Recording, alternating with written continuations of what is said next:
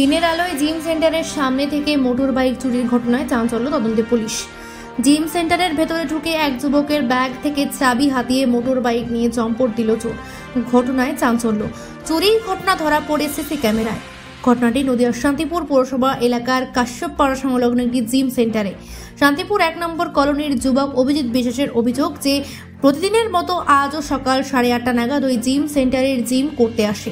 যদিও তাকে এক যুবক লক্ষ্য করে পিছু পিছু চলে আসে জিম সেন্টারে। অভিজিতের দাবি যে যখন জিম করছিল তখন তার ব্যাগের মধ্যে মোটর বাইকের চাবি ছিল। হঠাৎই ওই যুবক জিম সেন্টারে ঢুকে তার ব্যাগ থেকে চাবি নিয়ে বাইরে বেরিয়ে এসে লাল রঙের অ্যাপাচি গাড়িটি নিয়ে চম্পট দেয়। তবে মিনিট 10 পরে অভিজিৎ বুঝতে পারে যে তার বাইকটি চুরি হয়ে গেছে। এরপর জিম সেন্টারে লাগানো সিসি ক্যামেরায় ফুটেজে চেক করলে সমস্ত চুরির ঘটনা উঠে আসে। এরপরে মানসিকভাবে ভেঙে পড়ে অভিজিৎ বিশ্বাস।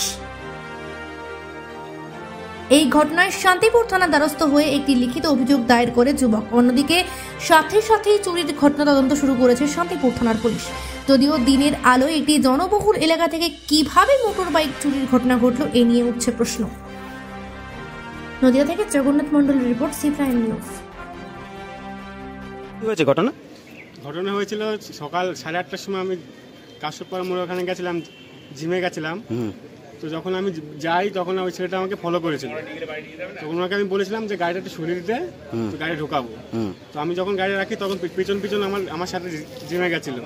ভিতরে ঢুকে 2-3 মিনিট মতো ছিল, কখন চাবিটা নিয়েছে আমি দেখিনি। 10 মিনিটের মধ্যে ও গাড়িটা নিয়ে বেরিয়ে গেছে। চাবি কোথায় ছিল? চাবি ব্যাগের মধ্যে রেখেছিলাম। আর গাড়িটা কোথায় ছিল? গাড়িটা বাইরে ছিল, জিমের সামনে। তারপর 10 মিনিটের মধ্যে গাড়ি নিয়ে বেরিয়ে গেছে। আচ্ছা, কি গাড়ি তোমার? RTR 180। আচ্ছা, সিসি ক্যামেরা ধরা পড়েছে? সিসি ক্যামেরা ধরা পড়েছে। তা জিমে কি সিসি ক্যামেরা লাগানো আছে? হ্যাঁ। আচ্ছা, চোর কি চেনা গেছে? না, কেউ চিনি না আমরা। মানে মানুষটাকে চেনা যায়নি? না। এখন কি থানায় এসছো? থানায় এসেছি। কখন হয়েছে ঘটনা?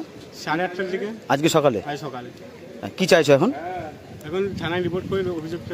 দিনের বেলা জিম থেকে পকেট থেকে চাবি নিয়ে এভাবে চুরি করলো? পকেট থেকে না, ব্যাগে রেখেছিলাম, হয়তো ফলো করেছে আমাকে। আচ্ছা, ব্যাগটা কোথায় রেখেছিল? জিমের মধ্যেই।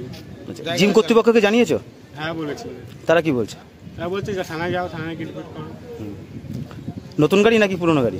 পুরনো, 6-7 বছর হয়ে গেছে। এখন থানায় অভিযোগ করছো? থানায় অভিযোগ।